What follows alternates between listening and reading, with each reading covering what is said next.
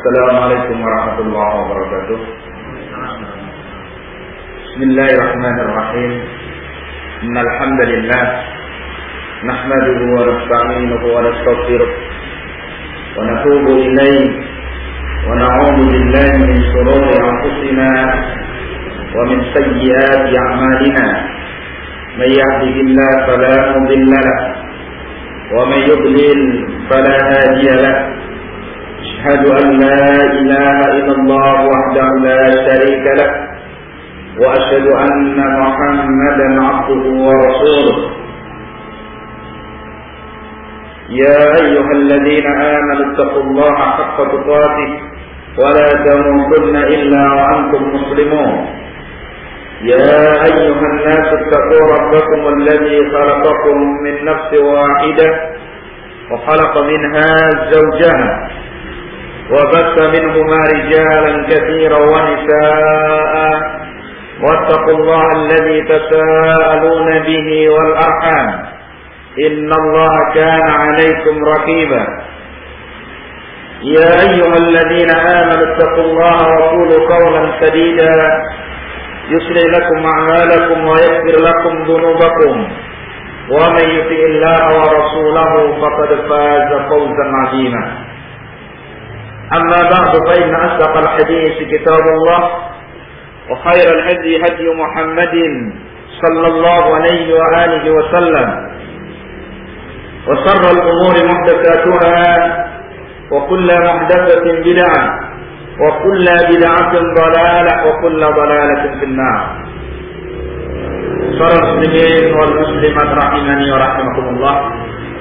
Alhamdulillah, kita panjatkan syukur kehadirat Allah Subhanahu wa taala atas nikmatnya yang demikian besar kepada kita, sehingga pada kesempatan sore kali ini Allah melimpahkan rahmatnya yang berupa hujan kepada kita. Mudah-mudahan hujan ini betul-betul rahmat dari Allah Subhanahu wa taala dan bukan merupakan azab Allah Subhanahu wa taala kepada kita sekalian. Dan mudah-mudahan semakin menambah kita bersyukur atas nikmat tersebut dan tidak mengkufuri nikmat Allah Subhanahu wa taala. Bersama ikhwan fillah wa akhwati fillah rahimani wa rahimakumullah. Alhamdulillah, kita bersyukur pula kepada Allah masih bisa melaksanakan majlis sebagaimana biasanya. Insyaallah taala kita akan mendapatkan rahmat dari Allah Subhanahu wa taala yang kesekian kali banyaknya. Setelah kemarin kita membahas tentang larangan dari agama kita untuk memikirkan tentang hakikat zat Allah Subhanahu wa taala, karena itu bukan ruang lingkup berpikir kita, dan kita diperintah memikirkan makhluk-makhluk dan nikmat-nikmat Allah Subhanahu wa taala. Maka pada kesempatan yang mulia ini pula kita akan membicarakan larangan dari agama kita yang berikutnya, yaitu babu tahrimil kahanati wa ibyanil kuhan wa tasdiquhum. Bab haramnya melakukan perdukunan. Haram melakukan perdukunan dan mendatangi para dukun, dan haram membenarkan mereka. Haram melakukan perdukunan, sekalipun cuma berpura-pura jadi dukun, tidak boleh. Atau mendatangi dukun. Nanti akan kita berikan keterangan dukun yang dimaksud yang kayak mana. Dan haram membenarkan ucapan mereka dan perbuatan mereka. Allah Subhanahu wa taala berfirman dalam surat An-Nisa ayat nomor 51, Alam tara ilal ladina utu nasiban minal kitab. Tidakkah kamu melihat kepada orang-orang yang mereka diberi bagian dari Alkitab, yu'minuna bil jibti wat taghut. Mereka beriman kepada al-jibt, yaitu syaitan, wat taghut, dan taghut, orang-orang yang diibadahi dari selain Allah Subhanahu wa ta'ala. Di ayat ini maksudnya memberikan suatu hal yang ajaib. Bagaimana mungkin orang-orang yang mereka diberi bagian dari Alkitab ini justru malah beriman kepada as-syaitan dan tauhid. Nah, itu orang-orang yang dari kalangan Yahudi yang menentang agama Allah Subhanahu wa ta'ala. Ayat itu jelas menerangkan akan haramnya kita beriman kepada al-jibt, termasuk di dalamnya para dukun. Ya, wat-taghut, termasuk pula di dalamnya para dukun. Nah, karena itu dukun itu al-jibt, syaitan dari kalangan manusia, dan mereka juga taghut, karena mengarahkan manusia untuk beribadah kepada dirinya, sekalipun dengan bentuk membenarkan apa yang mereka kabarkan. Nah, sekarang praktek-praktek semacam ini sangat banyak sekali.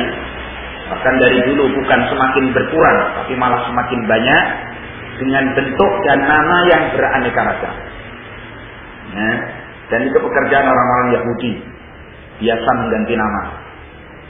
Ya, dan Islam mengharamkan kita ini membuat iltibas, kesamaran, suatu yang batil dikasih nama yang bagus untuk menipu manusia. Ya, tarwiju abatilihim, untuk memperdagangkan, melariskan kebatilan-kebatilan mereka. Seperti kalau orang Nasara mengganti Allah itu dengan Bapa. Ya. Kalau orang-orang musyrikin mengganti Allah itu dengan Lata, wal Uzza, wal Manat, seperti Yahudi disuruh mengucapkan Hittatut diganti Kintatut. Nah, itu pekerjaan mereka Yahudi. Nah, jadi sekarang dukun diganti dengan paranormal, tabib, kiai, orang tua, orang pintar, dan seterusnya. Dari berbagai macam bentuk dan nama yang dibuat-buat untuk menutupi kebatilan mereka. Ya. Nah, kemudian ada satu hadis dari sahabat yang mulia Muawiyah ibn al-Hakam Sulami radhiyallahu anhu, beliau menyatakan, "Qultu ya Rasulullah, inni haditsu ahdin bi jahiliyah." Ya Rasulullah, saya ini baru keluar dari jahiliyah, karena beliau baru masuk Islam. Haditsu ahdin bi jahiliyah, baru masa saya di Islam ini, baru saya keluar dari agama jahiliyah. Wa qad jaa Allahu bil Islam, dan sungguh Allah telah mendatangkan al-Islam yang dibawa oleh Rasulullah sallallahu alaihi wasallam. Ya, jadi dia merasakan nikmatnya Islam setelah sebelumnya hidup pada masa jahiliyah. Karena itu sahabat itu seorang yang mengerti kebatilan secara terperinci dan Islam secara terperinci.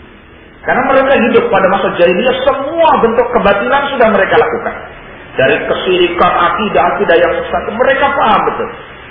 Setelah itu datanglah Islam membatalkan masih satu persatu hal itu, sehingga ngerti betul kebatilan. Sehingga mereka betul-betul kuat di dalam mempertahankan kebenaran. Ya. Wa inna minna rijalan ya'tuna al-kuhan. Dia cerita, di antara kita ya Rasulullah, ada beberapa orang yang biasa mereka mendatangi para dukun. Qala, maka Nabi menjawab, fala ta'tihim, kamu jangan mendatangi mereka. Jadi ini sahabat Muawiyah ibn Hakam As-Sulami menceritakan, Allah sudah menganugerahkan Islam kepada saya.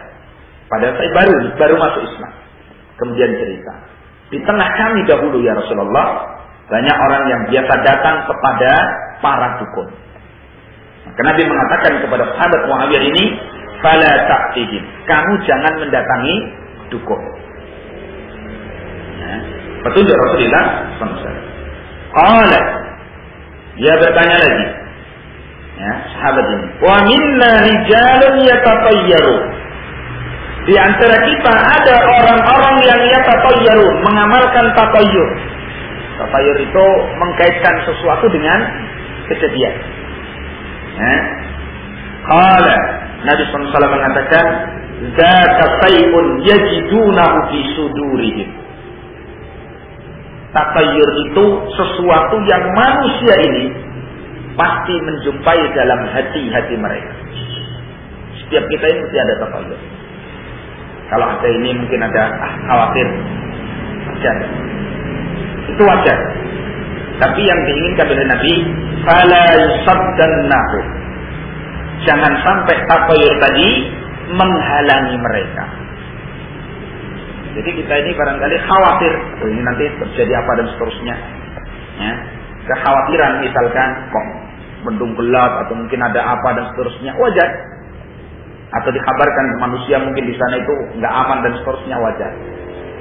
Ya. Nah, tapi yang dimaksud dengan tatayur itu kalau prakteknya, misalkan saya beri contoh, kadang ada suara burung di sisi rumah, terus kita ada apa ya? Nah itu tatayur. Fala tatayyaru, janganlah kalian bertatayur. Ya. Atau mungkin kita lewat, tahu-tahu di tengah jalan ada ular melintang, wah ini alamat sial. Ya. Atau mungkin panas matahari begitu, terik, tahu-tahu turun hujan, panas, hujan. Kadang-kadang ada tatayurnya manusia itu. Ada yang firasat yang dia kaitkan dengan itu. Ada apa ini? Ada suara burung gagak mungkin pas mungkin tengah malam atau apa mungkin. Itu sudah muncul lagi. Ya. Kata Nabi SAW, "Dzaka shay'un yajidunahu fi sudurihim." Ya, yang dimaksud tiarah itu sesuatu yang kalian akan menjumpai pada diri kalian. Mesti itu, daruri mesti ada. Maka tidak dicela kalian dalam hal itu dengan syarat fala yasuddannahum. Hal itu tidak boleh menghalangi atau membatalkan apa yang kita inginkan. Jadi kalau misalkan berjalan, kok kita menjumpai firasat kayaknya seperti ini nggak enak ini. Itu nggak usah dijadikan hukum. Kalau yang ingin kita laksanakan itu bagus, jalan. Kalau sampai kita kembali pulang ke rumah, gara-gara mungkin ular yang melintang atau suara burung dan seterusnya, berarti kita sudah terperosok kepada kesalahan dalam tauhid, kesyirikan. Jadi Nabi mengatakan itu terjadi pada manusia. Cuma apa? Fala yasuddannahum. Jangan sampai hal itu menghalangi kalian mereka dari melakukan aktivitas. Ya biasa aja. Ini ramalan ini. Ya kan? Sekarang ini marak ramalan. Tanggal 9 tahun 2009. Kiamat ini kalau tetap dilaksanakan. Katanya begitu. Padahal itu hari pesta demokrasi. Itulah itu ramalan. Malah petaka ini bagi bangsa ini. Karena pas itu hitungannya 2009. Pas saya dulu di Jawa, itu ramalannya. Tanggal 9, bulan 9, tahun 1999. Kiamat katanya. Sampai sekarang alhamdulillah. Sampai Surabaya itu toko tutup semua. Siang-siang cari bensin itu, pom bensin tutup semua, cuma satu. Ketika ditanya, "Pak, temennya tutup nggak tutup?" Lah, maksud itu tergantung yang punya alam katanya. Jawabannya itu bagus, ya kan? Sekalipun ya orang awam, jawabannya bagus. Kejadian nasib itu tergantung yang punya alam raya ini. Itu Allah Subhanahu wa Ta'ala. Dia nekat aja kalau mau kiamat dia jual bensin, kata dia begitu. Ramalan dulu yang dari Banyuwangi. Nah, itu dukun gitu ya. Nah, kemarin saya ke Karang ya dibilangnya begitu. Ini pokoknya malah petaka ini. Kalau mereka nekat, ya, tanggal 9 2009. Lihat aja nanti. Ya udah, dilihat aja nanti. Ya. Nah. Jadi tatayur itu ada. Ya manusia itu mesti begitu, ada hal itu. Tapi jangan sampai hal itu mencegah kita dari berbuat yang manfaat. Ya. Apalagi mau ibadah, mau apa dan seterusnya. Qala qultu, aku bertanya lagi.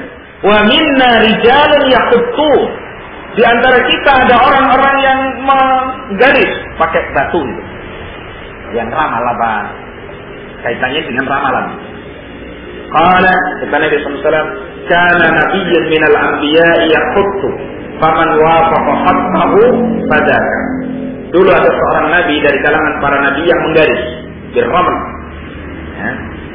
Faman wafaqa khattahu fadzaka. Barang siapa yang mencocoki garisnya dengan garis Nabi tadi, maka itulah. Ya, seperti itu. Ya. Jadi maksudnya Nabi SAW itu bentuk meramal kayak apapun sekalipun dengan garis, itu enggak diridhoi oleh Rasulullah sallallahu alaihi wasallam. Qala, kemudian Muawiyah bin Hakam ini berkata, ini pertanyaan-pertanyaan beliau ya, kepada Rasulullah SAW, karena beliau baru keluar dari masa kesyirikan, jahiliyah, ya, baru masuk Islam. Kemudian beliau menceritakan kejadian dirinya. Wa kanat jariyatun tar'a ghanaman li. Ya Rasulullah, saya itu memiliki budak wanita yang saya pekerjakan untuk mengembala kambing saya. Qibala Uhudin wal Jawaniyah, yang dikembalakan di arah Uhud, bukit Uhud dan Jawaniyah, nama satu tempat. Ya. Wassalatu dzata yaumi. Maka suatu saat saya cek kerjaan dia itu, ibaratnya beres apa enggak beres, kan itu budak. Ya. Fa idzal dhi'bu qad dhahaba bi satin min ghanamiha. Maka saya lihat tiba-tiba ada seekor serigala membawa salah satu kambing yang dia gembalakan itu tadi. Ya. Wa ana rajulun min bani Adam. Dan saya ini manusia biasa ya Rasulullah. Atipun kama yahsabu. Saya bisa marah sebagaimana manusia marah. Ini ceritanya. Dulu pada masa jahiliyah. Lakinni sakattuha sakkatan.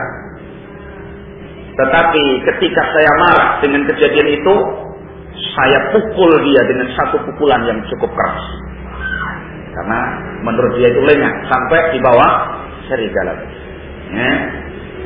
Fa'ataitu Rasulullah SAW.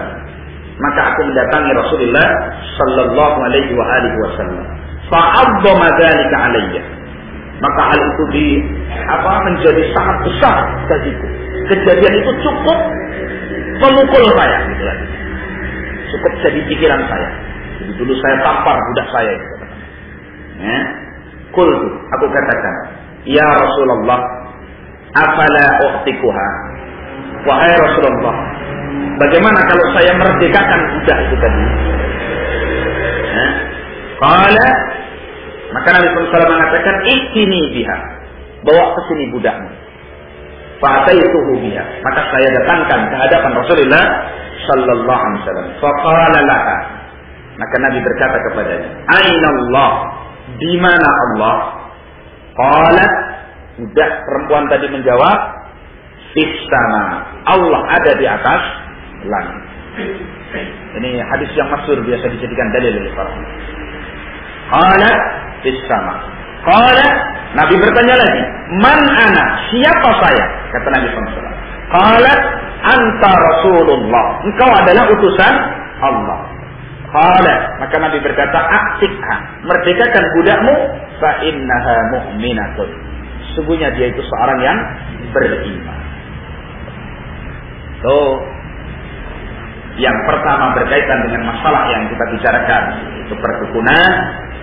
Kemudian yang terakhir dengan kaitannya dengan tauhid fil asma'i was sifat. Sampai Imam Syafi'i menyatakan di antara tanda seorang itu beriman, menentukan iman dan tidak berimannya, ketika diberi pertanyaan di mana Allah, kalau jawaban dia seperti budak ini tadi, berarti dia seorang yang beriman. Kalau jawabannya tidak seperti dia, berarti bukan orang yang beriman. Karena Nabi mengatakan fa innaha mu'minah. Berarti kalau jawaban itu enggak benar, tentu Nabi enggak mengatakan fa innaha mu'minah. Imam Az-Zahabi rahimahullah menyebutkan dalam Syiar A'lamin Nubala, disunnahkan bagi seorang untuk bertanya kepada orang lain, aina Allah? Di mana Allah? Kenapa itu sunnah? Karena itulah pertanyaan Rasulullah sallallahu alaihi wasallam. Dan diwajibkan atas mereka untuk menjawab Allah di atas langit. Nah, kalau jawabannya enggak pas, berarti dia tidak memahami akidah yang sahih.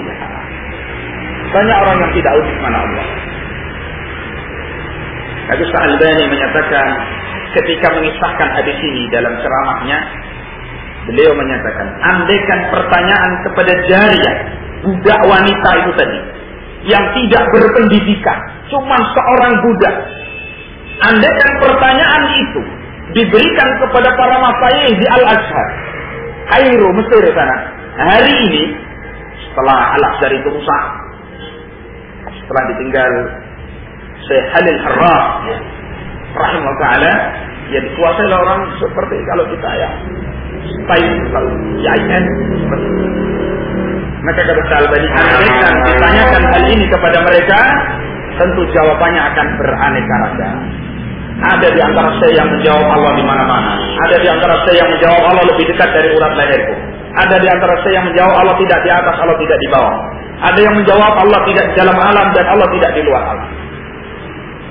Jawaban yang beraneka ragam, tapi tidak ada satupun yang sesuai dengan sunnah Rasulullah sallallahu alaihi wasallam. Jadi di mana Allah? Allah di atas. Nah, ajarkan kepada anak-anak untuk menuntun fitrahnya supaya hidup kembali. Ya, diajarkan. Dan itu penting, itu urusan akidah. Orang tidak akan bisa beribadah kepada Allah secara benar kalau dia tidak tahu di mana yang disembah. Sampai ulama kita menyatakan, barang siapa yang ketika ditanya Allah di mana, dia menjawab Allah bersemayam di atas arsy. Lalu dia ditanya di mana arsy-nya Allah, dia tidak menjawab saya tidak tahu, berarti dia belum seorang yang beriman. Karena nggak ngerti berarti Allah di mana. Di atas arsy. Arsy-nya di mana nggak ngerti. Bisa jadi nanti jawab di mana-mana. Bisa jadi dengan jawaban yang itu tadi, tidak di atas, tidak di bawah, tidak di samping satunya, tidak di dalam alam, tidak di luar alam. Dan sekarang kalau Allah itu tidak di dalam alam dan tidak di luar alam, berarti apa hakikatnya? Enggak ada Allah. Jauh tidak berpisah, dekat tidak melekat. Itu kan kadang filsafatnya orang Tariqah Sufiyah. Nah, itu semua kebatin. Jawabannya sederhana. Allah fis sama. Ar-Rahmanu 'alal 'arsy tawa. Tsumma stawa 'alal 'arsy. Sabbih isma rabbikal a'la. Dan yang lebih mudah kisah Isra dan Mi'rajnya Rasulullah sallallahu alaihi wasallam. Nah, jadi dari tadi kalau terjadi tatayyur pada kita, firasat-firasat yang nggak bagus berkaitan dengan kejadian yang dilihat, maka nggak usah mengkaitkan. Ya kan? Ada seorang yang mengkaitkan pas tanggal 1 Muharram. Kalau istilah Jawa 1 Suro. Itu bagi mereka ini hari berbahaya, gitu kan? Hari harus sepi dari semua aktivitas. Maka nggak ada yang berani bikin rumah, hajatan. Kalau orang Jawa itu rata-rata nggak ada hajatan kok bulan Muharram tidak ada. Ya, sekalipun bagus, afdal menikah itu pada bulan Syawal.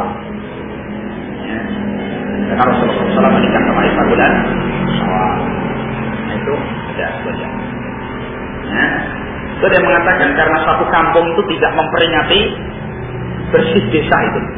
Kalau satu surah itu biasanya begitu ya. Nah, qadar Allah menguji mereka sekaligus, mengistidraj.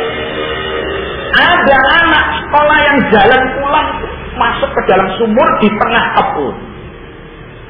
Akhirnya penduduk-penduduk yang akidahnya seperti itu mengkaitkan kejadian ini dengan tidak dilaksanakan upacara bersih desa tadi, sehingga yang nunggu desa ini minta korban. Nah, anak itu jadi korban masuk ke dalam sumur. Padahal dia masuk ke dalam sumur sudah takdir Allah. Bukan kaitannya dengan tidak diadakannya apa? Bersih desa. Hal semacam itu masih menjamur loh di masyarakat. Ya. Ibarat hitungan kalau Jawa itu ada Haji Saka, tahun Saka dengan kliniknya yang sekian banyak. Nanti ada ramalan di dinding itu alminak dinding gitu ya. Nah, itu ramalan Hamengkubuwono. Nah, jadi bayi yang lahir tanggal sekian, bulan sekian, jam sekian, nanti nasibnya akan begini. Itu dukun. Kalau orangnya sudah mati, didatangi almenaknya itu biar ini masuk. Nah itu ya. Jadi hati-hati. Nanti makna dukun perlu kita ketahui. Bagaimana dukun bayi misalnya. Nah nanti dilihat takrifnya. Kalau dia masuk dalam dukun itu, ya jangan datangi. Nah itu ya. Hadis berikutnya, hadis tadi diriwayatkan oleh Imam Muslim dalam Sahih. Hadis tentang pertanyaan Nabi, di mana Allah itu kan panjang ya. Itu berkaitan dengan kisah itu. Sahabat Muawiyah ini kan baru masuk Islam, sholat. Ya kan? Ada orang yang bersintet. Nah, dia kalau mau mengamalkan sunnah, menjawab, ya alhamdulillah, boleh. Ya yarhamukallah, gitu kan? Nah, kemudian dipelopot oleh para sahabat yang lain gitu ya. Sampai ada itu tadi. Baik.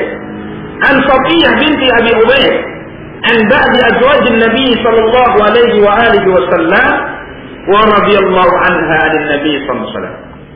Dari sebagian istri Rasulullah SAW, dari Nabi SAW qala, Nabi bersabda, man ata arrafan, barang siapa yang mendatangi tukang ramal, dukun, fasa'alahu an syai'in, lalu menanyakan tentang sesuatu, bertanya ini tentang sesuatu, fasaddaqahu, ketika dijawab dia membenarkan apa yang diucapkan tadi, lam tuqballahu salatun arba'ina lailah, tidak diterima baginya sholatnya 40 malam. Hukuman yang sangat keras. Barang siapa, kata Rasulullah SAW dalam hadis yang diriwayatkan oleh Imam Muslim dalam sahihnya, Nabi SAW mengatakan, man ata arrafan, barang siapa yang mendatangi tukang ramal, fasa'alahu an syai'in, lalu menanyakan tentang sesuatu, fasaddaqahu, lalu dia membenarkan, lam tuqballahu salatun, tidak akan diterima oleh Allah salatnya, arba'ina lailatan, 40 hari, 40 malam. Masalah. Itu mendatangi itu. Bahayanya yang hari ini sangat diremehkan oleh manusia. Lihat betapa membludaknya pasien ponari. Ya tak? Dukun cilik yang lemes digendong orang tuanya. Ya, sampai ada satu kisah combelannya diminum. La haula wala quwwata. Itu menunjukkan demikian ringan dan dangkalnya akidah umat. Dan itu mayoritas kaum muslimin yang datang bawa kerudung-kerudung, bawa kopiah. Siapa namanya? Cuman menengadahkan mangkok, terus dikasih percikan air dari tangannya ponari. Sudah senengnya enggak karuan. Sampai sudah sakit, stroke, lemas, dibawa dari daerah yang jauh sampai situ mati. Akhirnya jadi urusan polisi. Padahal dulu kita sudah mau bersyukur karena polisi sudah melarangnya. Tapi praktek semacam itu nggak bisa dibentuk. Ngantri itu dari berbagai daerah. Sekarang Mas Surga itu. Nah itu jelas. Bukan hanya seperti ini, bukan hanya membenarkan, itu sudah disuruh apa saja mau. Sampai kisah itu. Comberannya itu gimana? Orang kalau sehat saja suruh minum, nggak usah comberan lah ya. Yang agak bening dikit dari itu aja udah nggak mau. Tapi kalau orang muda itu tadi, kalau orang muda karena keinginan untuk dapat sembuh, ini tadi sudah melampaui batas pikirannya. Fasabaha ubah, sudah membuat dirinya mabuk kepayang, percaya betul. Padahal itu kekufuran dan kesyirikan.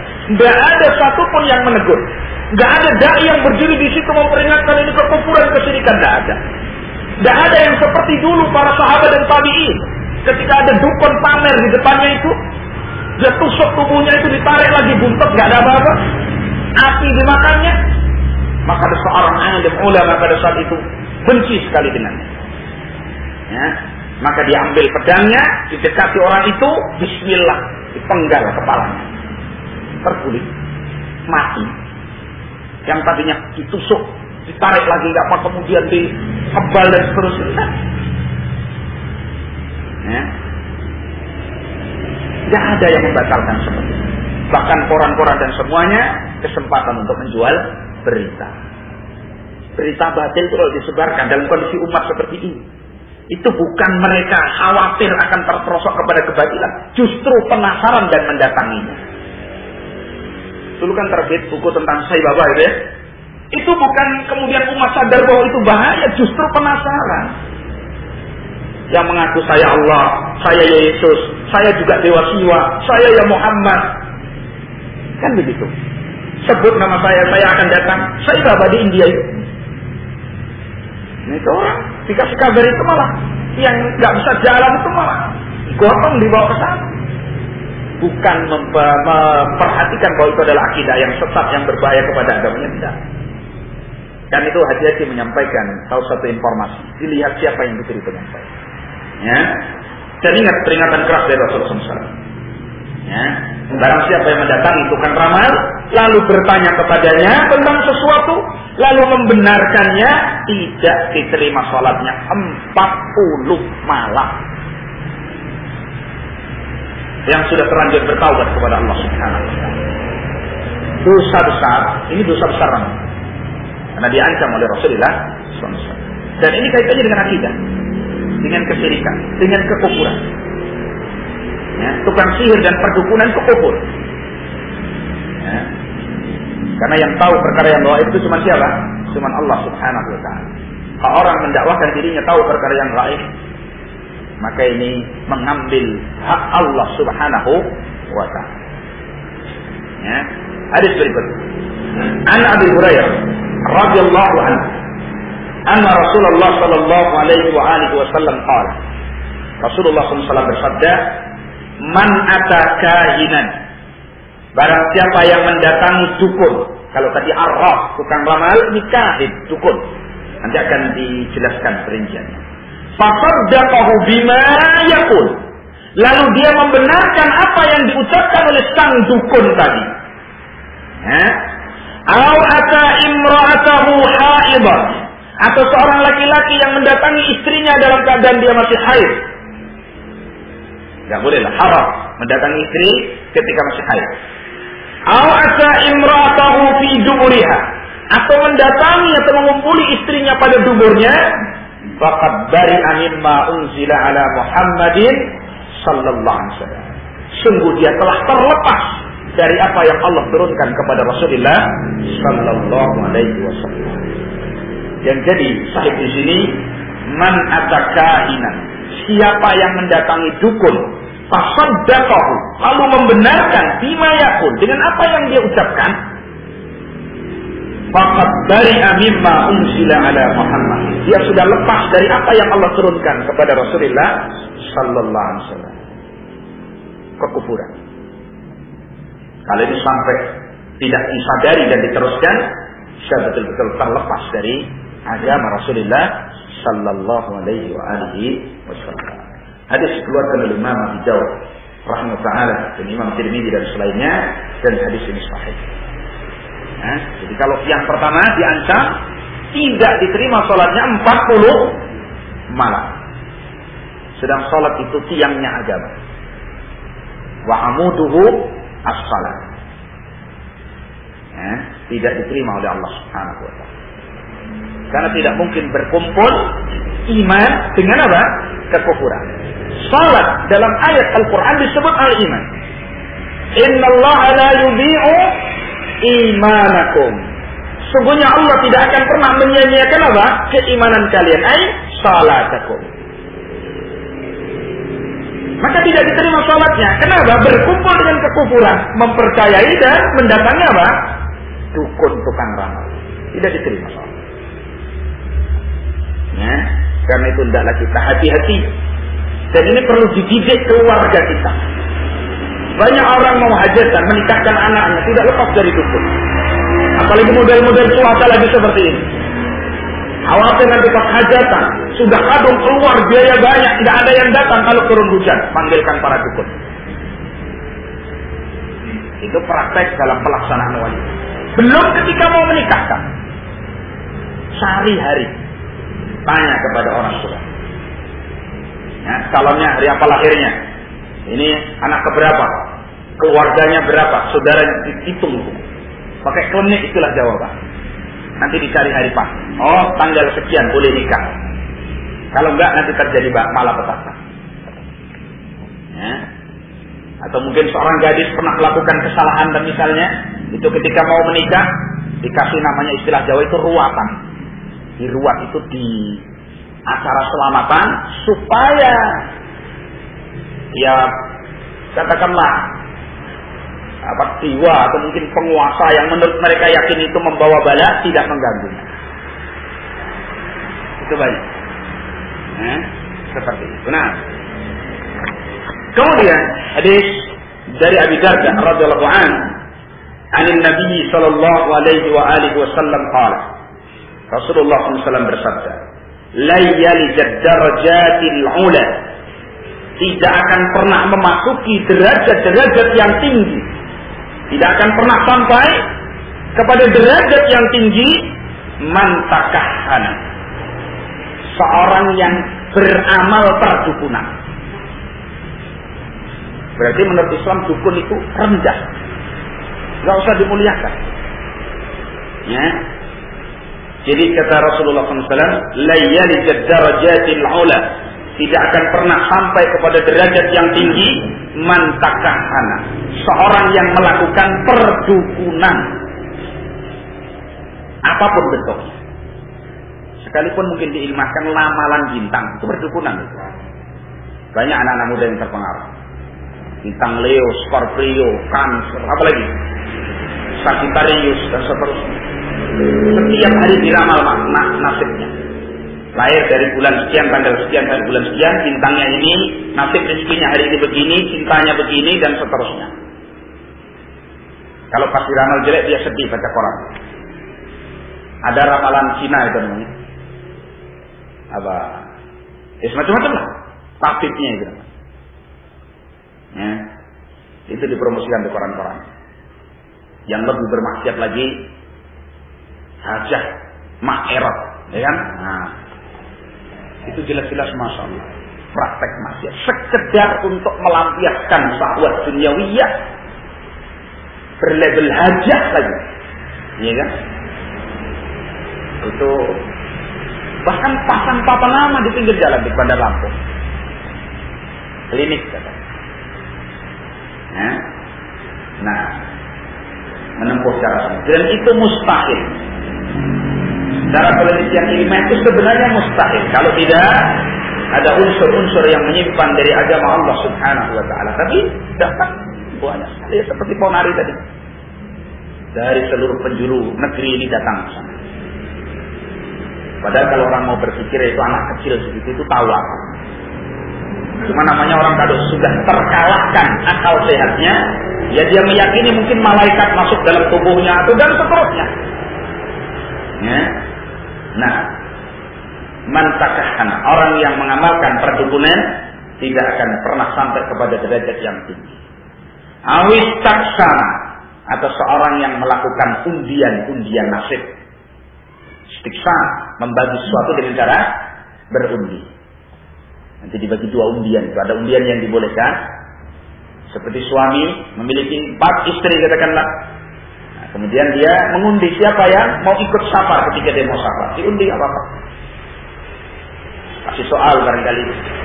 Nah, misalkan hafalkan qul huwallahu ahad. Nah, yang hafal kali buat hafal. Begitu. Nah, jadi siksa berundi. Kalau dulu jahiliyah kadang pakai panah, ya, atau mungkin ya seperti menggaris jadi. Pokoknya hal-hal yang seperti itulah. Kalau sekarang mungkin kadang ada toh ramalan pakai telapak tangan, lihat, nah seperti itu. Ya.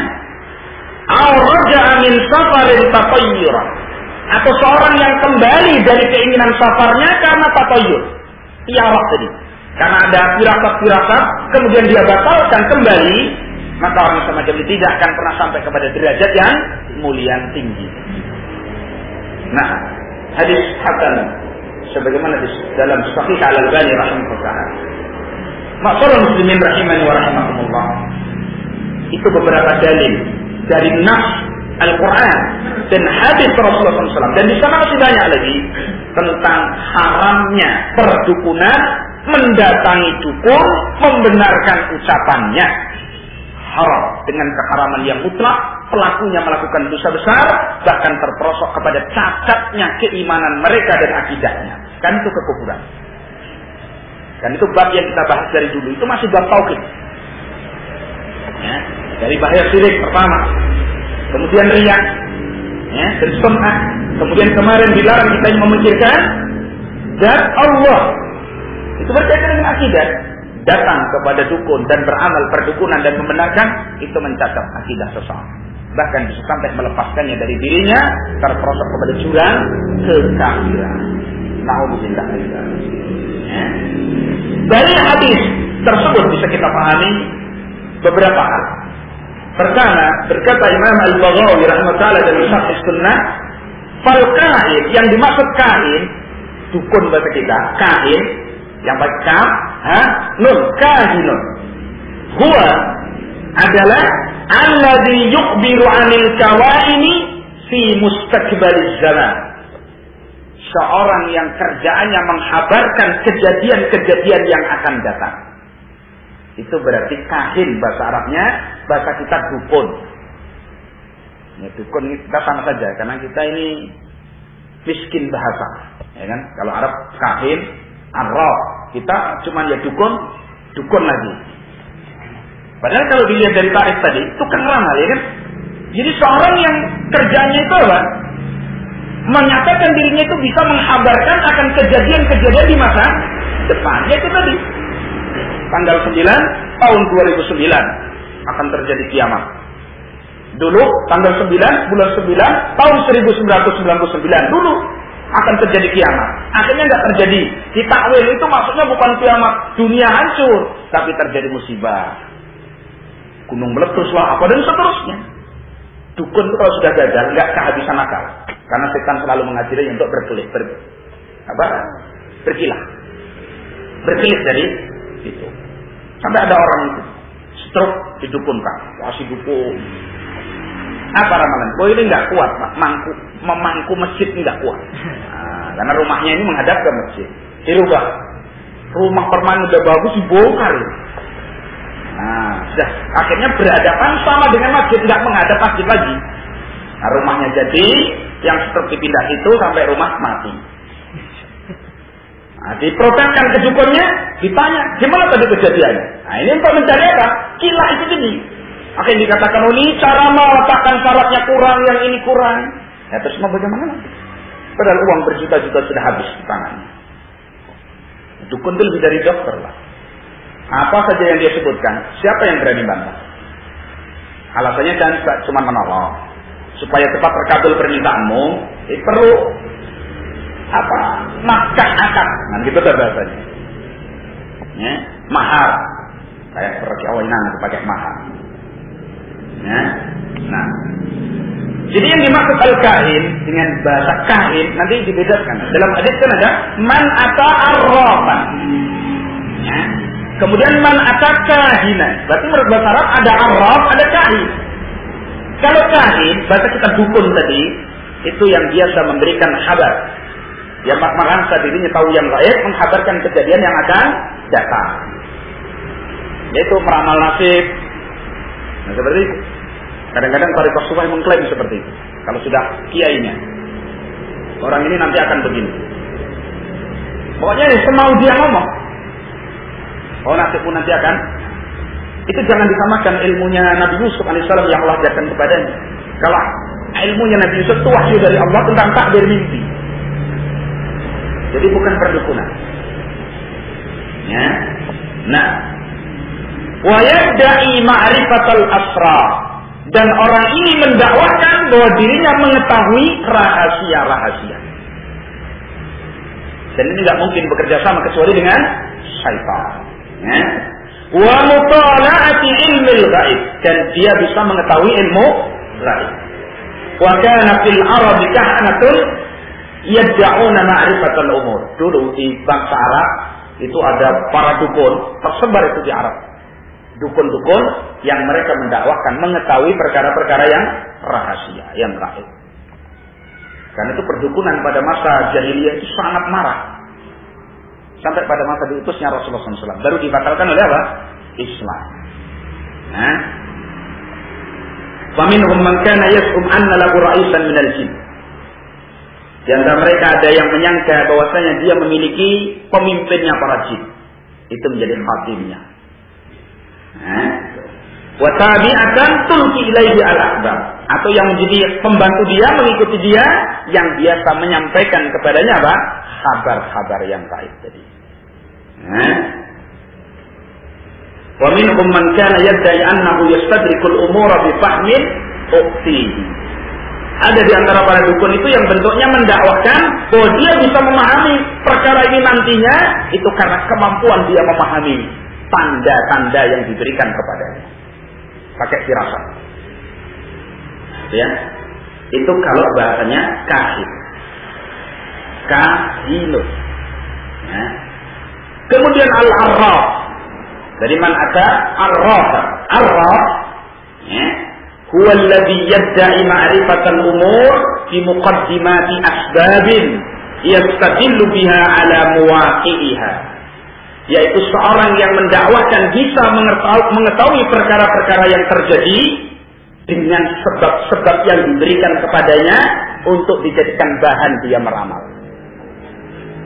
Itu arraf. Jadi bedanya dengan dukun. Kalau dukun itu murni, berarti dia menebak tahu yang baik. Tapi kalau arraf itu pakai sebab yang diberikan kepadanya. Ya. Kal masruq man alladhi sarafaha. Ketika ada orang kecurian datang ke dukun. Nah, dengan sebab adanya kejadian mencuri, dia akan meramal siapa yang mencurinya. Jadi beda dengan kahin. Kalau kahin tadi nggak ada kejadian apapun, dia meramal orang. Ya itu tadi tanggal 9 bulan 9 tahun 1909 kiamat. Padahal nggak ada muqaddimah, nggak ada sebab yang dijadikan bahan untuk apa? Menebak. Sedang arraf tadi lah ya, hampir sama aja. Arraf tadi. Dia baru meramal, menebak kejadian itu kalau sudah ada kejadian. Jadi misalkan ada barang yang dicuri, kemudian ditanya, ini siapa yang mencuri barang saya? Nah, dia dengan sebab ada kejadian tadi baru meramal. Ya kadang-kadang melihat di air, ya mungkin ambil bak kemudian dikomat-komat tidak dilihat, di wajah siapa yang keluar di situ. Nyata begitu dilihat wajahnya sendiri, pasti dia mencuri. Ya kan hakikatnya begitu. Namanya orang berkaca di dalam air, ya kan? Nah, ya, baik. Wa ma'rifatu makanid dhalah, dan dia mendakwakan mengetahui tempat hilangnya satu barang. Ya, jadi kalau misalkan barang ini hilang atau mungkin dicuri orang, kemudian barang saya ini sekarang sampai di mana? Diramal sama dia. Itu namanya apa? Arraf. Jadi bedanya arraf dengan kahin, dukun tadi. Wa minhum, dan di antara mereka man yusammi al-munajjim kahinan. Ada orang yang mengatakan munajjim, apa orang yang meramal pakai bintang itu. Ya, kalau dulu bahasanya ahli nujum. Tapi bukan perbintangan untuk arah. Kalau arah itu burung aja tahu. Ya, kalau bintang ini di sini berarti arah selatan, ini utara, itu nggak masalah. Karena itu pengenalan. Tapi dengan bintang itu kemudian diramal. Gitu. Nah itu sebagian ulama menghukumi itu juga termasuk kahin, dukun, tukang ramal. Ya seperti di perbintangan itu. Ya kan katanya bintang-bintang itu kan ada gambarnya di langit. Ya, bintang-bintang apa dan seterusnya itu kan di langit. Nah, itu untuk meramal. Itu sebagian ulama menghukumi itu pun termasuk apa? Kahin, dukun, tukang ramal. Atau misalkan ada seorang wanita dituduh oleh orang yang berzina. Seorang wanita dikatakan oleh masyarakatnya dia berzina. Lalu datanglah kepada arraf tadi, tukang ramal tadi, ditanyakan siapa yang berzina dengannya. Baru dia meramal. Jadi intinya perbedaannya, kalau kahin ketika dia meramal itu tanpa sebab yang terjadi. Ya sudah, pokoknya meramal murni. Pokoknya dia mendakwakan, dia tahu ilmu yang baik. Selesai. Tapi kalau arraf, yang pakai arraf, karena dalam hadis dibedakan, itu baru dia menebak dengan adanya suatu kejadian. Paham bedanya ya? Nah, jadi ini ada pencurian. Siapa yang mencurinya? Ini belum ketemu, datanglah ke dia. Itu namanya arraf. Menebak pelaku suatu kejadian. Tapi kalau kahin, ya sudah, nggak ada masalah begini. Nanti akan terjadi ini. Nanti akan terjadi ini, misalnya. Nah, seperti Pak Marijan, ya kan? Nah, itu kahin. Dia lumayan dipanggil ke istana negara kan, ketemu. Baik, qultu, kata Syekh Salim bin Al-Jilani, fayadkhulu fit tahrim dan masuk dalam keharaman dan itu digolongkan kepada perdukunan, ad-darbu bil hasa. Jadi melemparkan kerikil. Jadi kalau dulu di Arab ada Pak, kerikil itu dilemparkan. Nanti kalau misalkan di sana searah itu, nanti kejadiannya ini, gitu loh. Kalau dilempar ke sana, kalau searah ini, berarti ini menguntungkan, ini merugikan, begitu. Itu namanya meramal dengan melempar batu tadi. Nah itu. Nah sekarang ya semacam jadu itulah ya. Sekarang diputar-putar begitu. Nanti yang keluar apa? Oh keluar ini berarti ini tandanya keuntungan. Dukun ada yang seperti itu para dukun.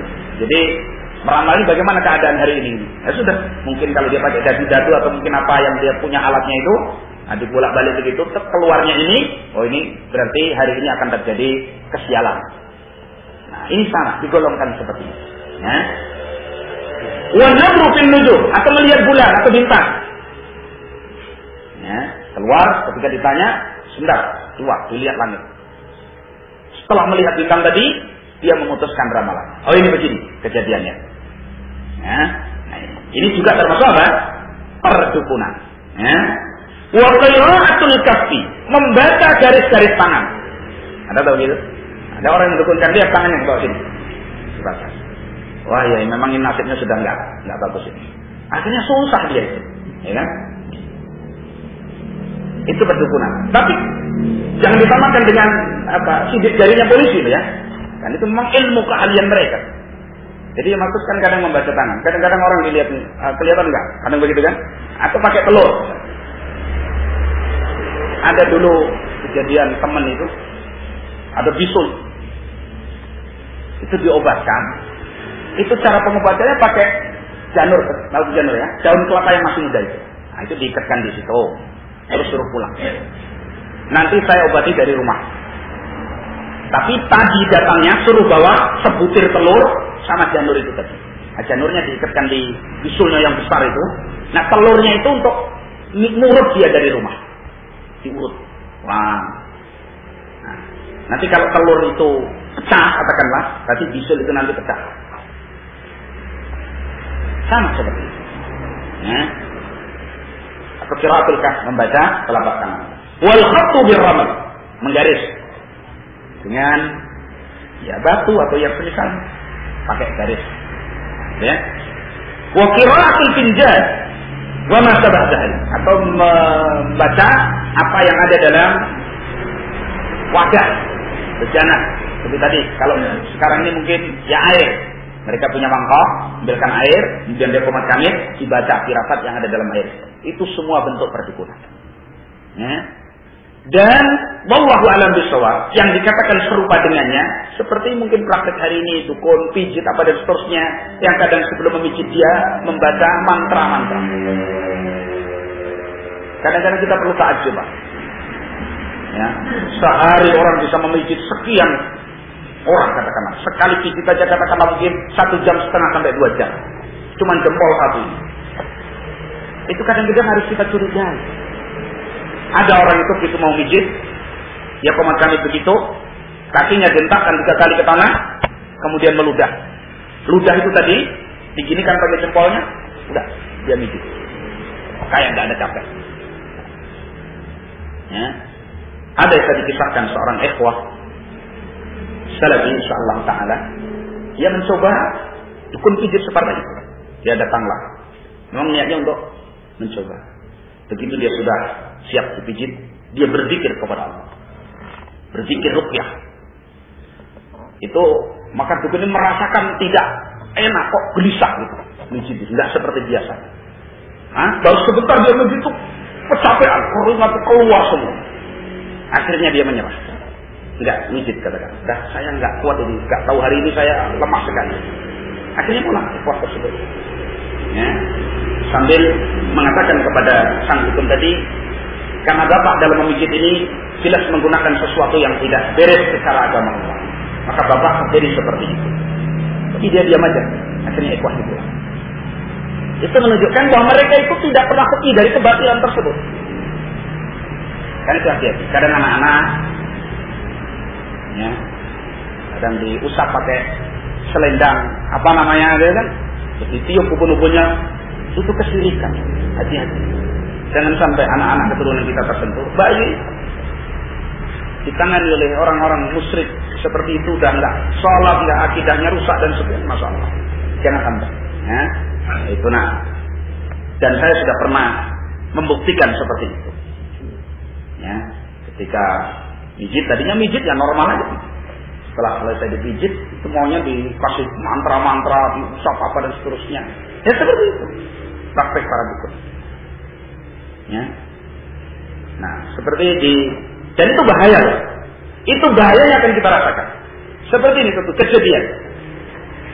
Ya. Seorang katakanlah jatuh. Seperti anak pernah jatuh sakit. Sebenarnya nggak luka, nggak sejalan. Nah, saya minta kepada ikhwah ahli sunnah yang ada di tempat itu untuk mencari tukang pijit yang baik. Datangkan, saya pikir ya baik, percaya sama ikhwah. Enggak ternyata. Mijit itu nggak tahan, cuma diusap-usap. Setelah akhir-akhir, dia itu minta air putih. Air putih. Saya minta air putih 1 gelas. Saya untuk apa, Pak? Ya nanti untuk diminum.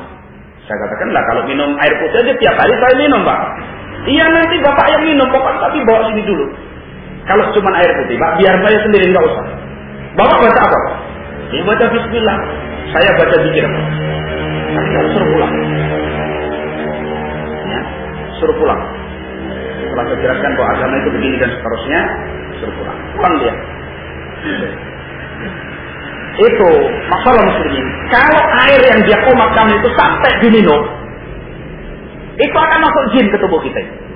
Dan paling sulitnya mengeluarkan jin dari tubuh seorang itu kalau lewat minuman. Akhirnya mengganggu. Begitu dia lupa keluar karena dia diminum rata ke seluruh tubuh ini bagaimana? Tercepit di mana? Nah, kita pernah melakukan kerja itu, ikhwan yang sampai sekarang belum Allah berikan ketuntasan sekalipun sudah 75% sembuh. Ya seperti itu. Dulu pada masa tidak tahu ya minum air putih diminum. Jadi pengakuan dari jinnya itu ya lewat minuman itu tadi. Sehingga sulit dia. Ibaratnya sudah merata ke seluruh tubuh namanya air. Nah, itu kita pertama nggak merasa, tapi nanti begitu kita ajak untuk mengamalkan sunnah pada saat kita betul-betul berjalan di atas yang benar, baru menggeliat dia di situ. Jadi dukun itu tidak akan pernah menguntungkan kepada siapa, memadaratkan itu pasti. Ya, efek sampingnya lebih besar. Nah, jadi semacam itu harus kita pahami dan kita sadari. Jangan mudah-mudah kita ini mau dikomatkan si orang kasih minuman. Nanti dia mau boros ketika besar. Atau barangkali tidak sampai besar. Ya. Nah, sekarang banyak orang menggantungkan tamimah. Tamimah itu diminta kepada siapa? Dukun. Itu loh, ada bintik-bintik dikit gatal itu. Dicarikan ke dukun benang. Yang dikasih kertas, dikasih raja, entel, diikat sama solasi, kalungkan. Jadi kalung. Kalau enggak di sini. Ya sabar anak kecil seperti itu. Itu tamimah. Kata Nabi, man allaka tamimatan faqad asyraf. Barang siapa yang menggantungkan tamimah, dia telah berbuat syirik. Bagaimana anak kita yang belum tahu apa-apa sudah kita gantungkan kesyirikan padanya. Padahal ya, sawan itu biasa. Anak panas dan seterusnya. Penyakit panas itu bagus. Maka sakitnya Rasul dan para sahabat panas, khumah. Karena secara tibun nabawi, khumah, penyakit panas, itu justru untuk melawan penyakit. Seperti bara api memanaskan emas ini supaya betul-betul murni. Jadi menghilangkan kotoran-kotoran emas. Nah kalau seorang itu nggak beres dalam tubuhnya, mesti muncul panas. Jadi panas itu sendiri sebenarnya bukan penyakit, tapi efek samping dari pertempuran antara sakit dengan kesehatan. Nah kalau Allah Subhanahu wa Ta'ala menakdirkan bersih, maka panasnya hilang, anaknya sehat. Nah begitu. Dan itu kadang-kadang itu dipakai ilmu kedokteran. Ya, yang pakai obat, anak sakit kadang dikasih obat, panasnya langsung sangat tinggi. Itu sebenarnya pembersihan, merontokkan penyakit. Begitu panasnya sudah dingin, berarti dia menang, anak sehat. Ya, jadi Nabawi Ibnu Qayyim seperti itu. Karena kalau pakai hadis-hadis Rasulullah SAW, para salaf itu nggak pernah mengusir penyakit panas itu. Karena dianggap nikmat dari Allah Subhanahu Wa Taala, justru untuk membersihkan apa? Penyakit-penyakit dalam diri. Nah seperti itu. Nah kita panas tuh Ya kalau mending beli obat turun panas dan seterusnya. Ke dukun datang. Nah, karena orang sakit ain, sakit akibat pandangan, anak itu kalau saking senengnya melihat orang bisa panas. Dia lihat mainan, kadang dijajak mungkin kemana, lihat mainan seneng betul. Kok nggak keturunan, bisa sakit panas. Anak barangkali di pesantren jauh dari orang tuanya, baru dia ngelamun pikirkan orang tuanya, bisa sakit panas. Membayangkan dengan matanya, akhirnya terjadilah ain. Itu wajar sekali. Kalau bisa diruqyah, kalau nggak diobati dengan obat-obat yang secara penelitian akal itu masuk ilmiah. Jangan dibawa ke dukun. Ya. Nah, kemudian yang kedua, faedah dari hadis yang tadi kita baca. Ja'al wa'id, datang ancaman yang keras, syaratan bi adami qabulis salat. Kadang-kadang ancaman itu berbentuk apa? Tidak diterima salat.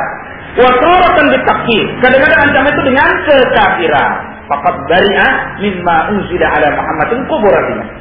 Dalam satu riwayat, faqad kafara bima unzila ala Muhammadin sallallahu alaihi wasallam. Nanti kita lihat Fathul Majid.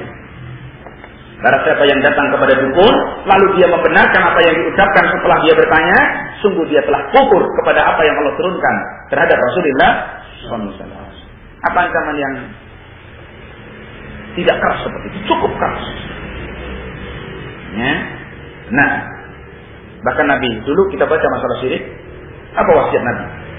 La tusrik billah wa in kutilta au kurikta. Jangan kamu berbuat syirik kepada Allah, sekalipun kamu dibunuh atau dibakar. Kan begitu? Jadi Nabi mengancam. Dan itu kita ini disyariatkan sabar. Sabar itu wajib. Syukur ridho. Ya. Bersabar. Jangan sampai melalaikan hal itu dari mengingat Allah Subhanahu wa ta'ala. Kita sakit, anak kita sakit, jangan kemana-mana. Pakai obat yang sudah diberikan oleh Allah dan Rasulnya, atau obat yang secara penelitian ilmiah itu memang ada. Sekarang ada pengobatan sistem kalung, belang, magnet apa dan seterusnya. Itu bermaksiat kepada Allah Subhanahu wa ta'ala. Laki-laki semua pakai kalung, baik masbih apa dan seterusnya. Padahal itu dilarang oleh Allah Subhanahu wa ta'ala dan Rasulnya. Laki-laki memakai kalung apa dan seterusnya. Padahal itu secara penelitian kedokteran juga belum tentu benar. Fas'alu ahla dzikri in kuntum la ta'lamun. Kenapa kita enggak bertanya, langsung saja kita konsumsi? Kok datang kepada dokter bagaimana? Apakah ini secara ilmu kedokteran benar atau tidak benar? Kalau toh dokter mengatakan itu benar ada pengaruhnya, benarkah penelitian itu? Atau memang dia termasuk agen penjualnya? Kadang orang itu tijariyah saja supaya laris dagangannya. Sedang laki-laki memakai kalung itu jelas-jelas tidak boleh. Karena itu menyerupai wanita. Laki-laki pakai cincin, boleh nggak? Boleh. Boleh. Tapi tidak boleh pakainya itu di jari telunjuk sama jari tengah. Jadi pakai cincin aja diatur dalam Islam. Nggak boleh pakai cincin itu di sini sama di sini kalau laki-laki. Kalau perempuan silakan semua jari. Itu menunjukkan sempurnanya Islam, apalagi urusan yang berkaitan dengan akidah. Nah, itu harus banyak betul-betul diperhatikan.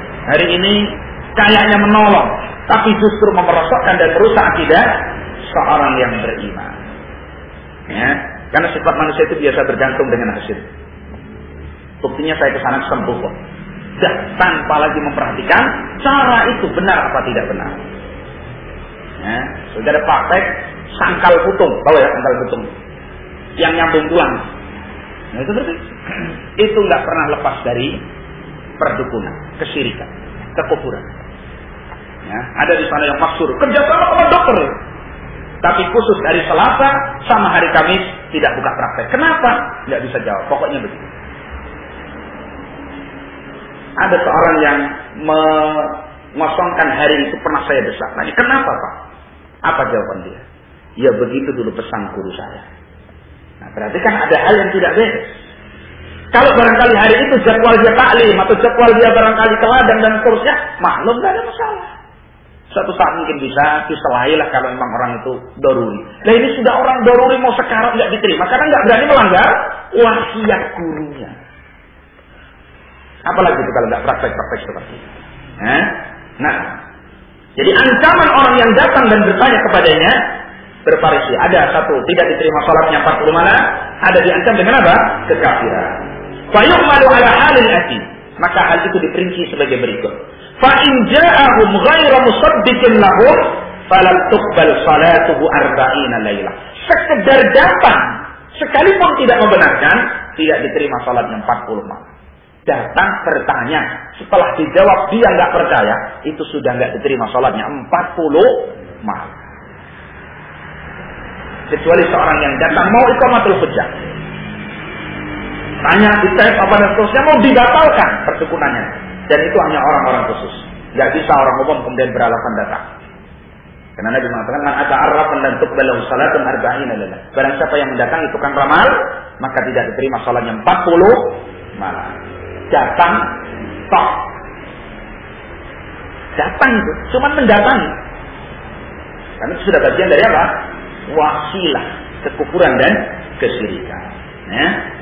Wa in saddaqahum, kalau setelah dia bertanya sampai membenarkannya, wa amana biqaulihi, lalu dia beriman mempercayai ucapan mereka, kafar, dia kufur. Ya. Wa bari'a mimma unzila ala Muhammadin sallallahu alaihi wasallam, dan dia terlepas dari apa yang diturunkan kepada Rasulullah Muhammad sallallahu alaihi wasallam. Fala yajtami'ul iman wa tasdiqul kuhan, maka selamanya tidak akan pernah berkumpul keimanan kepada Allah dan membenarkan tukang ramal. Tidak akan pernah berkumpul iman dengan membenarkan dukun. Jadi orang yang membenarkan dukun berarti imannya akan lepas.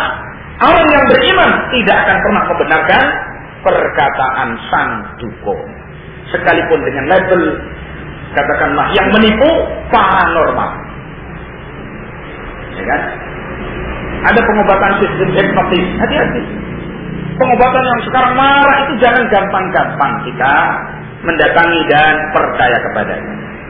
Hati-hati. Hatta kalau obat itu secara prakteknya tidak ada unsur seperti itu, kita perlu perhatikan bahannya. Maka kita mengkonsumsi obat dari orang kufar itu harus hati-hati. Mereka itu daging ular saja dijadikan obat.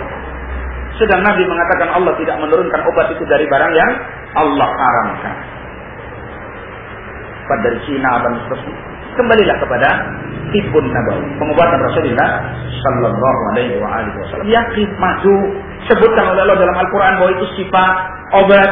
Rasulullah menyebutkan dalam banyak hadisnya, Nabi biasa minum madu.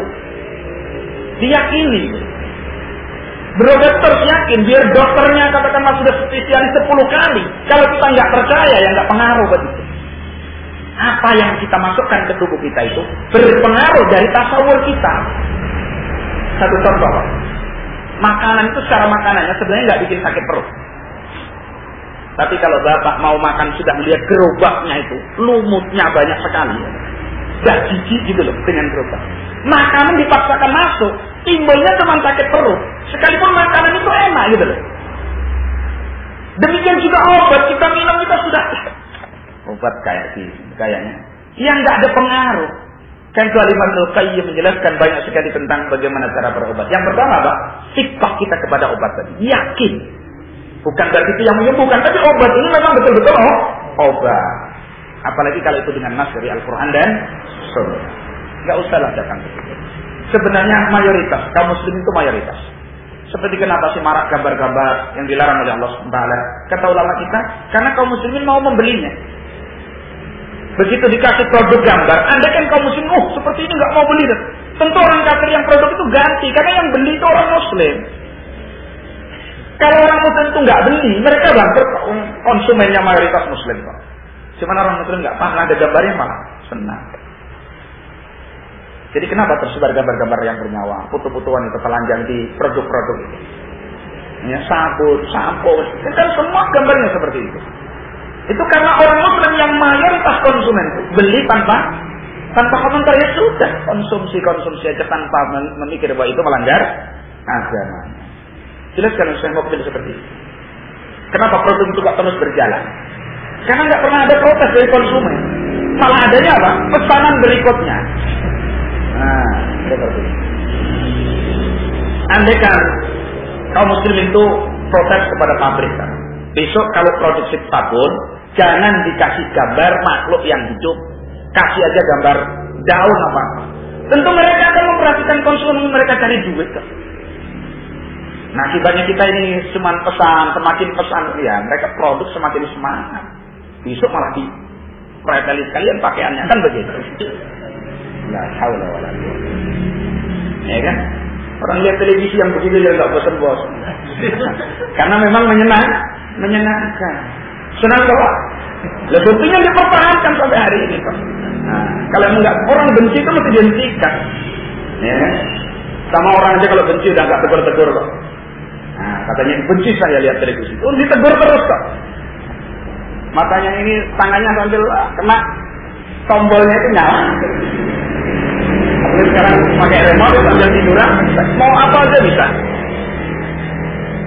Nah, jadi jangan sampai kita ini yukhalifu fatwa na taqwa.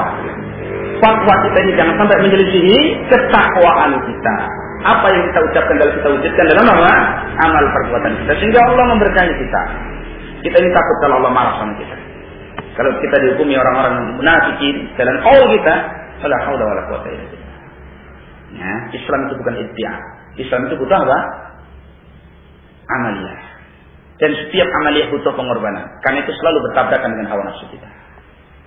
Tidak mungkin orang itu akan menjadi seorang muslim yang baik kalau dia tidak mau mengorbankan kepentingan hawa nafsunya. Mustahil. Karena itu yang paling dibenci salaful ummah adalah ittiba'ul hawa. Semua itu butuh pengorbanan, Pak. Mau datang ke masjid untuk sholat jamaah saja. Kalau enggak kita korbankan kepentingan hawa nafsu kita, enggak jalan. Nah, sudah ngerti Nabi mau bongkar rumah-rumah orang yang enggak sholat jamaah itu. Carilah lembaran berikutnya. Qala ulama, hukumnya makruh. Atau hukumnya apa? Datang sunnah muakkad. Lah saya maksudnya ini aja. Tanpa memahami dalilnya, mazhabnya yang diambil. Nah begitu, saya pernah baca majalah. Kalau nggak salah Muslimun, hukum rokok terbagi 5. Mubah, haram, makruh, wajib, sunnah. Kalau nggak bisa kerja tanpa merokok, wajib merokok. Nah kalau nggak merokok, pusing, sholat nggak bisa, wajib merokok. Di situ. Ya. Kalau dengan merokok semakin bergairah, dia ibadah sunnah. Ya. Kalau merokok ini membahayakan dia, dalam arti tidak sampai mabur, ada bahaya, makruh. Tapi kalau sampai memaburakan, seperti jantungnya haram. Kalau antara ini dan itu sama, mubah. Saya baca di majalah, fa inna lillahi wa inna ilaihi raji'un. Kalau seperti itu, khamar pun bisa menjadi 5 hukum. Iya. Nah, orang nggak minum khamar pusing, berarti minum khamar apa? Wajib. Kan itu obat. Apa mungkin dikatakan oleh seorang muslim sebenarnya? Sedang Allah Subhanahu wa ta'ala jelas-jelas mengharamkan apa? Khamar. Bahkan yang memeras, yang minta diperaskan, yang diantar, yang mengantarkan, yang menjual, yang nulis, yang membeli, yang duduk di warungnya bersekutu dalam dosa. Kita ini kalau beli makanan, dilihat warung itu ada khamar, jangan jadi cari warung yang lain. Karena kita nggak boleh duduk di tempat di situ dilakukan dan dipajang apa? Maksiat. Karena kita nanti jadi seperti mereka. Nah, baik. Kemudian Al-Hafidz menerangkan, dukun itu adalah satu kaum yang memiliki pemikiran yang keji, yang hadas, yang tajam. Dalam arti tajam ini bukan cerdas, keji. Wa nufusin sarirah, dan jiwa yang sangat buruk. Wa tiba'in nariyah, dan watak yang seperti api. Karena itu sungguh jelek orang yang mempercayai dukun. Tidaklah seorang datang dan mempercayai dukun kecuali dirinya justru akan dipermainkan dan dihinakan. Karena itu dukun tidak bisa dipercaya. Kalau ada teman kita barangkali wa nas'alullah al-afiyah kena sihir, jangan bertanya sama tukang sihir itu obatnya. Dulu naruh buholnya di mana? Jangan. Dia pasti berdusta. Dia pasti bermaksud jahat. Dia tidak akan terima dirinya seperti apa. Apalagi kalau dimuliakan. Ya. Nah, bersama itu, kalau dia bertaubat kepada Allah Subhanahu wa taala, innallaha yaghfiru dzunuba jami'a. Seperti tukang sihirnya Fir'aun. Begitu dia menjumpai kebenaran bersama Musa alaihissalam, dia beriman kepada Musa dan beriman kepada Rabbnya Musa. Sekalipun dengan resiko dia disalib oleh Fir'aun, dia korbankannya. Kata mereka, bala zairah, nggak masalah. Kamu bisa memadaratkan tubuh saya, tapi saya tidak akan menjual keimanan saya. Mereka tukang-tukang sihir. Rahimahumullah. Ya. Nah. Kemudian ikhwan fillah rahimani wa rahimakumullah. Kebenaran dukun yang terjadi satu saat itu jangan sampai menipu kita.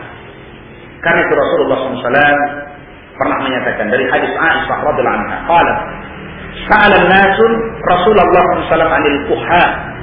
Ada manusia yang bertanya kepada Rasulullah SAW tentang para dukun. Faqala laisa bisayy. Enggak ada apa-apanya dukun itu. Faqalu.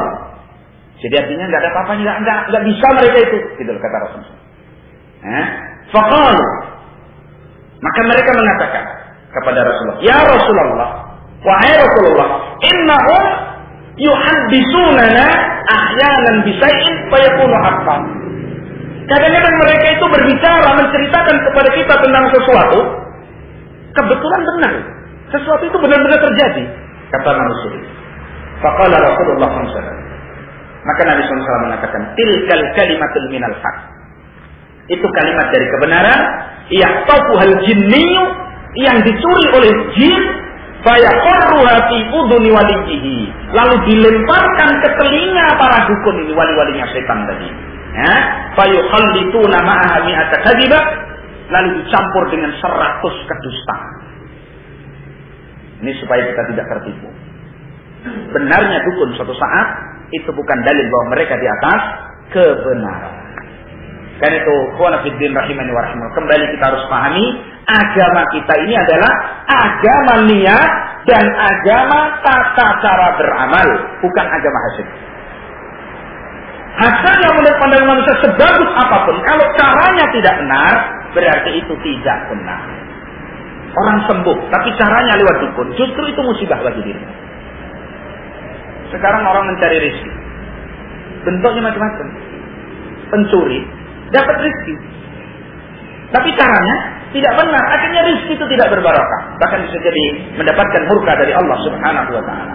Karena itu kita sebagai seorang muslim ahli sunnah betul-betul harus mempertahankan dan memperhatikan cara kita berbuat. Apakah itu sesuai dengan tuntunan sunnah Nabi SAW atau tidak? Jangan karena kondisi kita yang sudah lemah, kondisi kita yang sangat butuh, membuat kita lupa segala-galanya, akhirnya sampai melanggar aturan Allah Subhanahu wa ta'ala. Jadi kesimpulannya, datang ke dukun, menjadi dukun, bergaul dengan para dukun, ya, membenarkan ucapannya, itu semua akan mengotori akidah kita, bahkan sampai membatalkannya. Fahdaru, maka hendaklah kita menjauhi, waspada dan hati-hati. Praktek perdukunan hari ini dengan berbagai macam bentuk cara ada dan disuguhkan dengan cara yang sangat instan di hadapan manusia, hendaklah kita tidak boleh tertipu. Pengobatan-pengobatan yang menjamur di mana-mana harus kita hadapi dengan sikap hati-hati. Seorang muslim itu sangat hati-hati dalam masalah apa? Agamanya. Enggak mudah-mudah untuk mempercayai kalau itu berkaitan dengan urusan apa? Agama. Sehingga Allah Subhanahu wa ta'ala memberikan penjagaannya kepada kita dalam agama kita, dan kita terbebas dari fitnah yang akan merusak kita dan agama kita dan masa depan kita di hadapan Allah Subhanahu wa ta'ala. Barangkali itu yang bisa kita sampaikan pada kesempatan kali ini. Insyaallah pembahasan berikutnya kita bacakan larangan Allah yang berikutnya bi'idznillah subhanahu wa ta'ala. Wallahu a'lam bishawab wa akhiru da'wana alhamdulillahirabbil alamin. Bagaimana seandainya kita pernah buat sesuatu yang dalam ungkapannya tadi kita pernah begitu, bagaimana kita untuk Allah Subhanahu wa ta'ala menyatakan, "Walladzina idza fa'alu fahishatan aw dhalamu anfusahum dzakarullah fastaghfiru lidzunubihim wa may yaghfiru dzunuba illa Allah wa lam yusirru 'ala ma fa'alu wa hum ya'lamun." Dan orang-orang yang apabila terlanjur berbuat keji atau berbuat zalim kepada dirinya sendiri dengan memaksiati Allah Subhanahu wa ta'ala, orang yang baik segera ingat kepada Allah Subhanahu wa ta'ala, lalu meminta ampun kepada Allah karena dia yakin tidak ada yang bisa mengampuni dosanya kecuali Allah, dan dia tidak terus-menerus dalam kesalahannya sedang dia sudah tahu bahwa itu salah. Karena itu tidak ada kalimat yang lebih bagus kecuali bertaubat kepada Allah Subhanahu wa taala. Jangan dianggap yang lalu selesai tanpa kita bertaubat kepada Allah. Ya, dengan taubat pun kita harus betul-betul meyakinkan sehingga taubat kita ini diterima oleh Allah. Bagaimana keikhlasan kita dalam bertaubat, apakah penyesalan betul-betul penyesalan dan seterusnya. Karena itu Allah perintahkan, wa tubu ilallahi jami'an ayyuhal mu'minun. Tubu ilallahi taubatan nasuha. Wallahu a'lam.